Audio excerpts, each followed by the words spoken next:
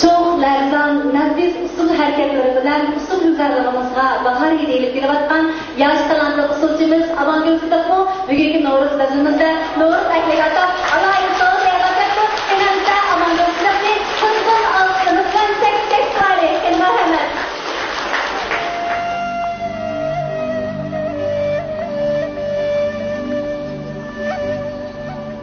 Rozelemde musini,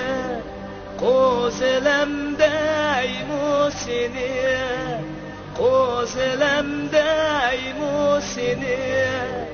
bağdı bakan paklınımda öldürüp yey musini, bağdı bakan paklınımda